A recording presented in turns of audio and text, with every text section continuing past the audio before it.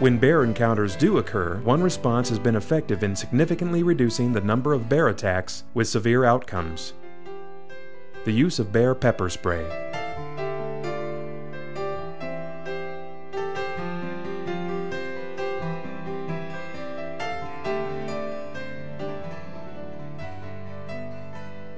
Many can testify to the effectiveness of bear pepper spray as a bear deterrent. From bear specialists to outfitters, guides, and hunters.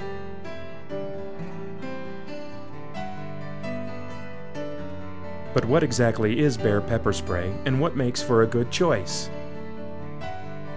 Be certain you're purchasing bear pepper spray, not personal defense or law enforcement spray.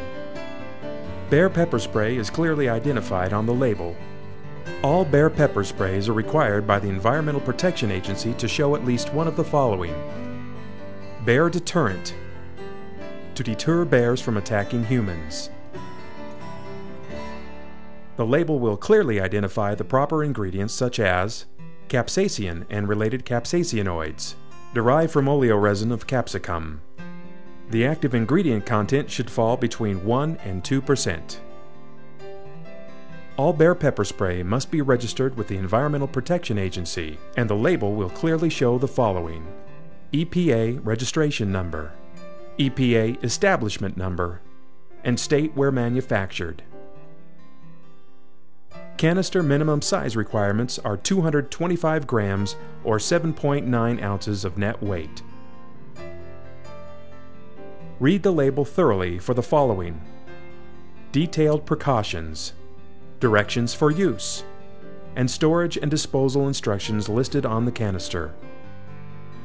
When purchasing bear pepper spray, take into consideration the following: you may have more than one encounter with a bear. You may have more than one bear charging you simultaneously. You will need sufficient spray for the hike-out. Small, personal-sized canisters may be effective against humans, but are not effective against bears, and they often emit a stream of liquid difficult to aim. If you come across a store selling an unregistered product as bear pepper spray, please help by notifying the Environmental Protection Agency. A good bear pepper spray will have a safety clip on the trigger. This prevents accidental discharge. Never carry bear pepper spray in your pack.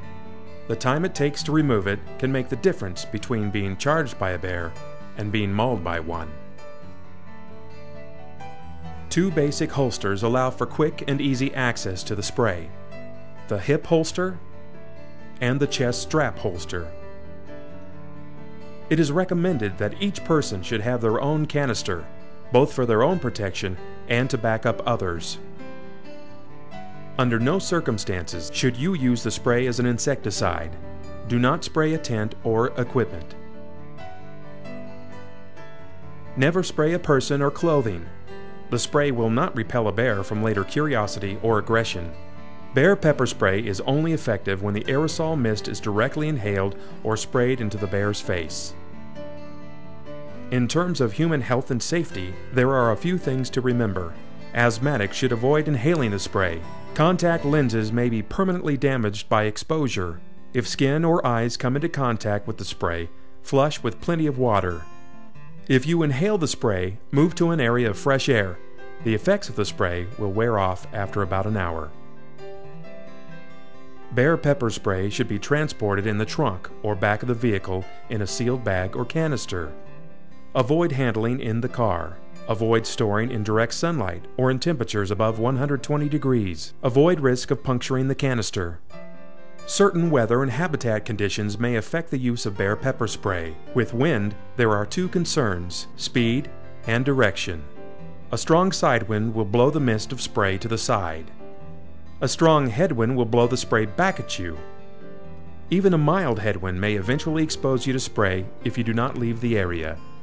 Extreme heat or cold may reduce effectiveness. Be extra alert in limited sight areas. Bear pepper spray is non-lethal to bears and causes them to experience the following: eye irritation, choking, coughing, nausea, reduced breathing, and inflammation of the skin, all distracting a bear from its charge. If you are new to bear pepper spray, practice spraying a couple of times. Also, it is recommended to test fire each new canister to make sure it works properly. Always test outside with any wind at your back. First, flip off the safety clip. Make sure the nozzle is aimed away from you. Press the trigger with a short test burst.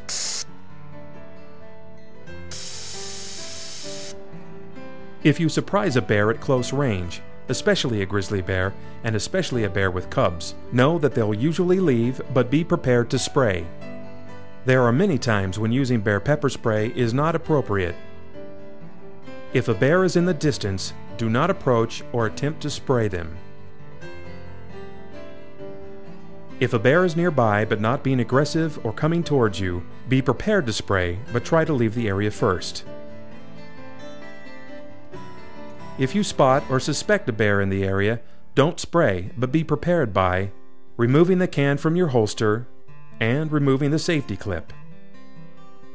When spraying a charging bear, especially shooting from the holster, you may not have time to aim. Try to spray early enough so the bear, if charging, runs into the whitest bear pepper spray cloud. If a bear begins to charge, spray when the bear is within 30 to 40 feet. Remember, a bear can run up to 35 miles per hour. When spraying a bear, aim for the face but slightly downward, for the spray will billow upwards a bit. Give a second shot if the first shot doesn't immediately stop the bear's charge. If the bear continues to charge, empty the can. Leave the area immediately after shooting the spray. Bear pepper spray is recommended by professionals for prevention and defense against bear attacks.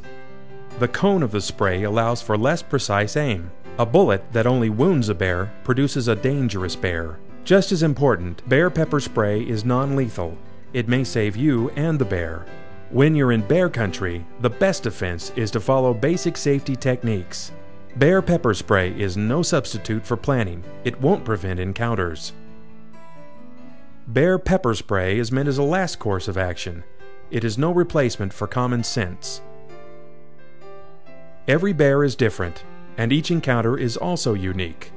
Visit your local wildlife agency to learn more about bears before entering bear country.